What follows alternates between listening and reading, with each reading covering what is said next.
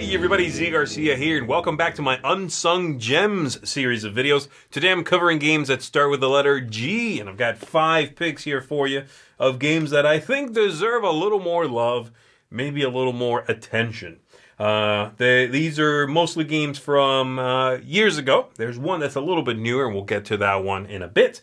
But it's a nice variety of games, so just maybe you'll hear about this one here that piques your interest. Maybe you can check it out, So let's go ahead and kick it off with my first pick. Gem Rush is a game I talk about a decent amount, but I think I'm pretty much the only one who talks about it. And here you can take your pick. You can do Gem Rush, the original one from Victory Point Games. You can do Gem Rush, the updated one from Victory Point Games. I used to own the first one. I was able to find a copy of the second, and it replaced it because it's a much nicer edition, better quality components with a little more gameplay content in it. But really, either one is a brilliant little game in which it has hand management and sort of exploration. In it, you are little dwarves moving about these caverns and scoring victory points. You can play cooperatively, you can play competitively. This is one of those games in which that doesn't bother me. I prefer competitive, but both are fine. The rooms that you are discovering, and when you move into one, you flip over a card, and that's what you walked into. You'll put that down in front of you. They have special abilities. Many of them have special abilities. And as you traverse from one edge of one card to the other, you need to pay certain gems. Those are in your hand. You pay those cards. You get a number of victory points, and you jump into that new room. Eventually, you hit a number of victory points, and you win the whole thing. But I love the way this game develops. I love the way that as you explore more and more, if you want to make it back to a room, now it's going to take you a little bit longer to get over this. You might have a turn in which you really think about it. Like, well, I really want to do that action on this turn. Do I want to waste the time to walk back there? Do I want to just keep exploring? I don't have the cards I need. Very much your hand management is a big, big part of the game. Having the right cards at the right time, or looking at your cards and finding an opening that you want to get to and score some points from that. I really enjoy it. It's a game I do not see leaving my collection anytime. And if you come across a copy of this game, and if it sounds interesting to you at all, I recommend you pick it up and give it a go. It's a really good one. Next up, I'm taking a look at one of those little numbers and colors sort of card games from famed designer Alexander Pfister, who is known for mostly bigger games, right? Great Western Trail, things like this. This is a game called, it's in German, I think it's Gier. It means greed in English. And in it, it's sort of a push your luck game in which you are collecting cards in front of you. But it sort of takes a lot of the things that these kinds of games do and flips them on their head. It does things I would hate in other games. And in this one, I like them. You, on your turn, will play a card in front of you, and then you will start plucking cards from somebody else, from their hand. You'll steal one and look at it, put it on the table. You can keep going, or you can stop and take what you stole. If you hit a number again, you're done. You give them back their stuff. If you hit one specific card in their hand, you'll even steal something from the table. All these things sound terrible. And yet, the game manages to be interesting because it's even. It's very much about having, ideally, a handful of cards so that your opponent won't pluck that one, or having repeats in there so that your opponent will pluck both of those. Bam, bust, get out of here. You have to refill your hand by giving up things on the table. So that's another decision point you have to make. You're collecting like 6 cards of any one number, I think it is. So as you get different numbers, you don't really need them. You can spend them to draw back up and have a hand cards. The game is simple. There's a couple of tiny little wrinkles in it. And again, it sounds like a game that contains many things that in most games you'd go, oof, that I don't want people doing that. I don't want people messing with my hand. The game's about that. That doesn't sound good. This one is good. I really enjoy it. I think it's clever. I think it's engaging. And Alexander Pfister has managed to take things you usually dislike, or I usually dislike, and turn them into their own game. They're front and center, and they work. So there you go. That is Greed, little card game. which I certainly recommend. Next up, I've got a trivia game of sorts. This is a game called Giraffometer. Yes, giraffe meter, giraffometer.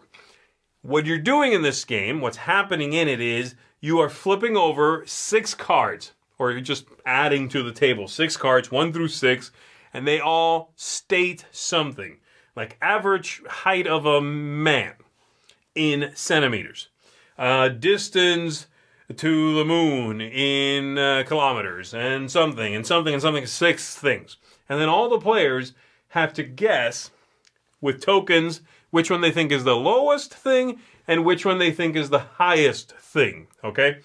They'll be revealed, you'll check the stats, and you'll earn points for being right. You'll also lose points if the absolute highest is the one you said would be the lowest, and vice versa. And you get to a certain number of wins, like 6 tokens or something, and you win the whole thing. My issue with this one, and one of the reasons, in fact, I let the game go, is that it was in measurements that were metric. So, it didn't work as well with people who only perhaps know the royal, the inches and feet and that sort of thing. But the concept is really neat. And if that's not an issue, then this is a fun activity. It's a nice sort of conversation piece. Put them out there. Game's really simple, right? Put them out, look at them, kind of think about what you think might be the highest number. You don't need to know it. You just need to figure out which one you think is going to be a very big number, and then that reveal is always fun and leads to a little conversation. So this is a neat game. It's very much a one-trick pony party game, but it's a neat trick, and I enjoyed my plays of this one, though, again, it was a little difficult just because of the systems used in the game itself, the measurements. So there you go. Giraffometer, weird game, a weird party game, but an engaging and an interesting one.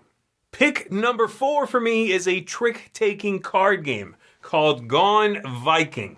And Gone Viking is a card game, in many ways a traditional one, in which you are going to be playing cards, following suit, winning a trick, all of those things. You are scoring tokens in front of you. And one of the interesting things is you need different kinds of tokens in front of you, but they are vulnerable to be lost at the end of a hand if you don't have enough of them to convert them into one token that has the value of the others, but is impenetrable. That one cannot be taken away. So you need to sort of achieve that much and lock some things down. I also like that in the deck of cards are special characters that you can play just as a regular card in their suit or for a special ability. And that also turns the game on its head a little bit. I like it. It's one, there's so many trick-taking games out there.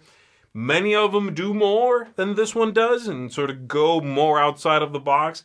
But there are popular ones that do less and get more attention. So I've always been fascinated by the fact that Gone Viking just absolutely vanished. And I think it deserves a little more attention than that. I like it. It's interesting, looks good, works well. Yes, it's one of those that might, sort of smack you as you try to stick your hand in the cookie jar.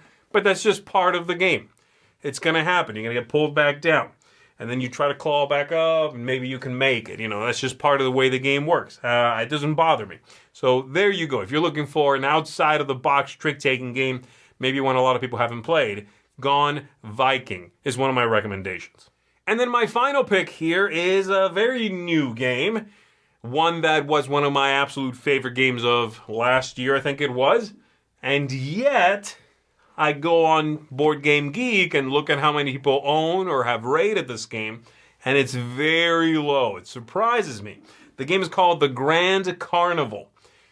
In it, you are building carnival grounds. You're going to be drafting tiles. You're going to be putting them out. You're going to be then taking polyomino shapes and building them on top of that. So it's sort of like a two-tiered, tile laying game. You're going to have visitors come over to your carnival and traverse it, buy tickets. And so you're managing a few different things. The game is clean. It's interesting. It's going to have 3 unique goals each game that you are hoping to achieve to gain special abilities, and those are going to be different from game to game. And the whole thing is just quick and kind of fascinating. I really like it. Great look, engaging. If you are someone who enjoys polyomino games, if you are someone who enjoys the Uwe Rosenberg, trilogy, how many are there now? There's many. Those polyomino kind of games, Cottage Garden, that sort of thing. I think this is one you should check out. It works, it's engaging, I really like it, and it's also got great quick turns where you select an action on your turn and you grab a tile and place it. Or move one of your visitors, boop, boop, boop, boop, and then put a ticket on the ride that he's standing next to. That's it. It just moves at a nice clip. Again, an absolute keeper for me, this one, the Grand Carnival. My final under the radar unsung gem here for G. And that's it, folks. Let me know in the comments below how many of these you've played, which ones you think you'd like to play, which ones sound interesting, and of course, your own recommendations for unsung gems that begin with this letter. So that's going to do it. My name is Zee Garcia. I appreciate you, and I will see you on the next one.